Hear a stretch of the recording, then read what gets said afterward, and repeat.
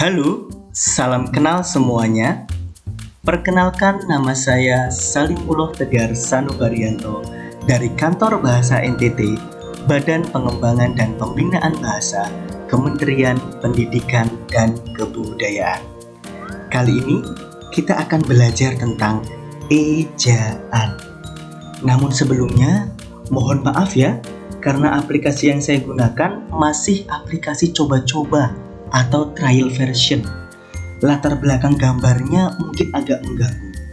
Tapi tidak apa-apa, dinikmati saja, mumpung gratis. Semoga kantor tergerak hatinya untuk membelikan aplikasi berbayar. Amin. Kali ini tentang penggunaan huruf kapital. Sebuah kata diawali huruf kapital karena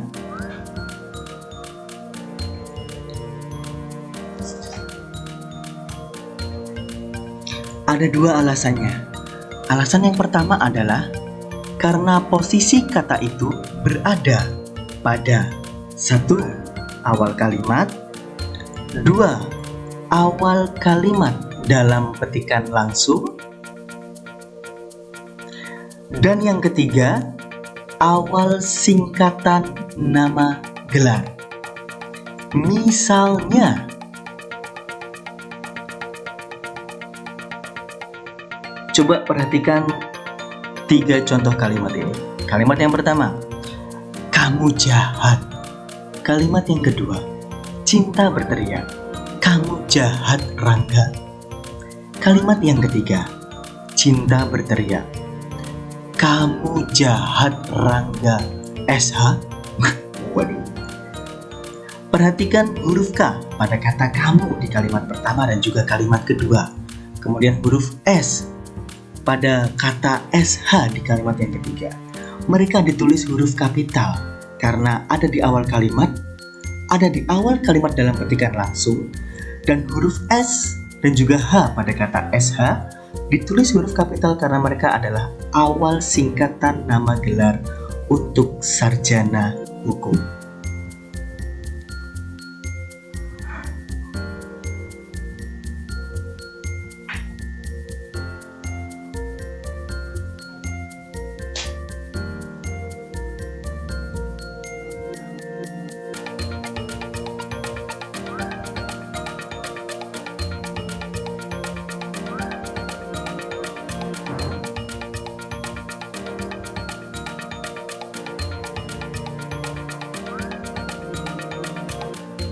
Alasan yang kedua adalah karena makna yang diungkapkan kata itu. Makna apa saja? Yang pertama adalah kalau dia mengungkapkan nama orang. Misalkan Atta. Pada huruf A pada kata Atta ditulis kapital karena dia mengungkapkan nama orang. Lalu kalau dia mengungkapkan sapaan, misalnya, apa betul Anda yang dipanggil Bapak Atta Asyap? Huruf B pada kata Bapak ditulis kapital karena dia mengungkapkan makna sapaan. Namun, hal ini tidak berlaku jika yang diungkapkan adalah bagian nama yang bermakna anak. Misalnya, B pada kata bin. Contohnya, Atta bin Halilintar. B pada kata bin tidak ditulis huruf kapital karena dia bermakna anak. Atta bin Halilintar, Atta anaknya Halilintar. Lalu ada juga yang mengungkapkan nama jenis, misalnya Mujair dan Ampere. Mujair dan Ampere ini sebetulnya adalah nama orang. Mujair itu adalah nama penemu ikan mujair, dan Ampere adalah penemu satuan arus listrik. Tapi dia dalam konteks ini tidak ditulis huruf kapital karena mengungkapkan nama jenis. Itu dia. Yang kedua, jika dia mengungkapkan nama agama, kitab suci, Tuhan beserta sebutan dan kata gantinya. Nih contohnya, sebagai pemeluk Kristen, Jimin rajin membaca Alkitab dan berdoa pada Yesus Sang Juru Selamat agar senantiasa dalam lindungannya. Coba perhatikan huruf K pada kata Kristen, huruf J pada kata Jimin, kemudian huruf A pada kata Alkitab, huruf Y pada kata Yesus, kemudian huruf S, JS pada Sang Juru Selamat, dan juga huruf N pada katanya. Itu adalah contoh penggunaan huruf kapital untuk nama agama, kitab suci, Tuhan beserta sebutan dan kata gantinya. Yang ketiga, gelar kehormatan, keturunan, keagamaan atau akademik yang diikuti nama orang. Contohnya, apa kabar Yang Mulia Stephen? Waduh. Apa kabar Kraing Stephen? Apa kabar Romo Stephen? Apa kabar Dr. Stephen? Waduh. Contoh-contoh kalimat ini coba perhatikan. Kata Yang Mulia, Kraing, Romo, dan Doktor selalu diawali oleh huruf kapital karena dia menunjukkan gelar kehormatan, keturunan, keagamaan, atau akademik.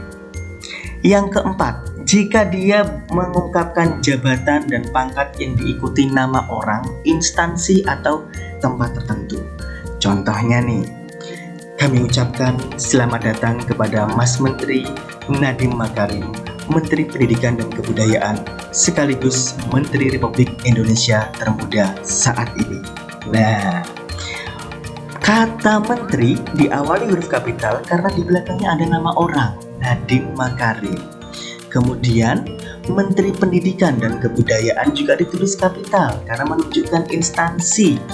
Menteri Republik Indonesia ditulis huruf kapital karena menunjukkan tempat tertentu. Itu contohnya. Yang kelima, jika dia mengungkapkan nama bangsa, suku bangsa, dan bahasa. Nih, contohnya. Markus adalah pemuda harapan bangsa Indonesia, pujaan wanita suku Dawan dan pelestari bahasa Uap Meto. Nah, perhatikan kata Indonesia, Dawan, dan juga Uap Meto. Tiga kata itu ditulis huruf kapital, diawali huruf kapital karena menunjukkan bangsa, suku bangsa, dan juga bahasa. Tapi ingat, kata-kata suku, kata-kata bangsa, dan juga bahasanya tidak diawali huruf kapital. Ini berbeda jika dibandingkan dengan kalau kita menulis nama geografi. Contohnya pulau, teluk, tanjung, gunung, dan laut. Misalnya begini, Markus melakukan pemotretan di Bukit Tuamese untuk mempromosikan bukit itu ke penduduk Pulau Nami, Korea Selatan. Bukit Tuamese, B-nya ditulis kapital, namun bukit itu B-nya ditulis huruf kecil.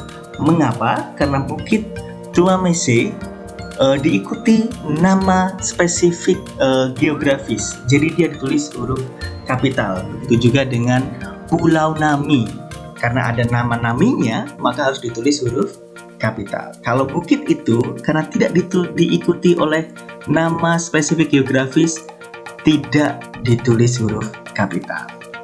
Yang ketujuh sekarang, jika dia mengungkapkan nama tahun, bulan, hari, dan hari raya. Misalnya, perayaan Nyepi 1942 Saka bertepatan dengan 24 Maret 2020. Perhatikan kata Nyepi, kata Saka, dan juga kata Maret. Nah, semua diawali oleh huruf kapital karena menunjukkan nama tahun, bulan, dan hari raya. Kemudian yang kedelapan, jika dia mengungkapkan nama peristiwa sejarah. Contohnya, Marion Jola menyanyikan lagu kebangsaan saat peringatan proklamasi kemerdekaan dan hari ulang tahun Kota Kupang. Karena proklamasi kemerdekaan dan hari ulang tahun Kota Kupang merupakan peristiwa sejarah, oleh karena itu penulisannya diawali dengan huruf kapital. Kalau seumpama diganti hari ulang tahun mantan, nah, apakah mantan merupakan peristiwa sejarah? Kalau tidak perlu ditulis huruf kapital.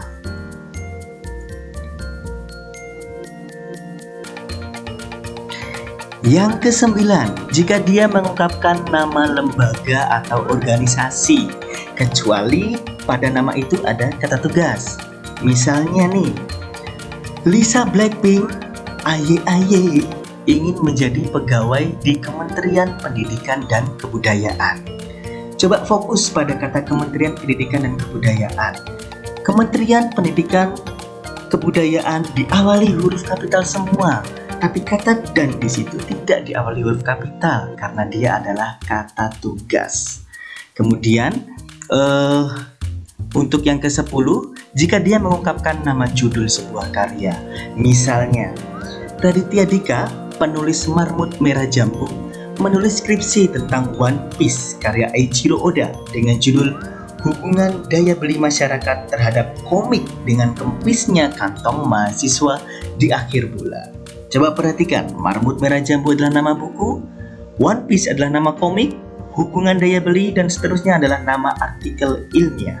Karena mereka nama sebuah karya, maka wajib diawali huruf kapital, kecuali ada kata tugas di dalamnya.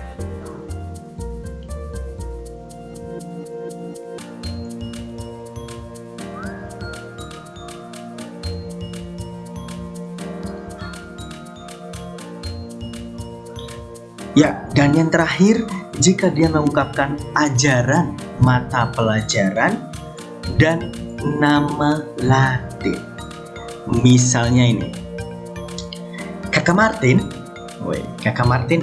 Martin mendapat nilai tertinggi dalam ujian biologi karena mengulas tentang manfaat Oryza sativa. Coba perhatikan, kata biologi dia diawali kapital karena dia menyebut mata pelajaran. Kalau dia bukan mata pelajaran, tidak ditulis huruf kapital.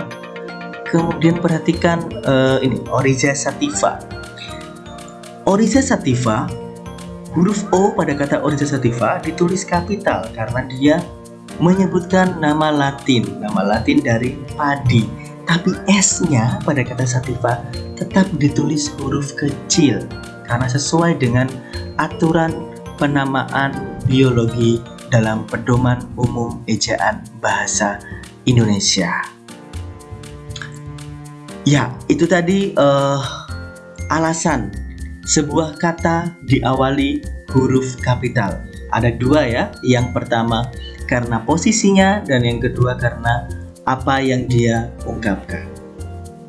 Untuk lebih jelasnya, teman-teman bisa melihat di Pedoman Umum Ejaan Bahasa Indonesia. Di situ akan ada penjelasan lebih lengkap yang bisa teman-teman pelajari.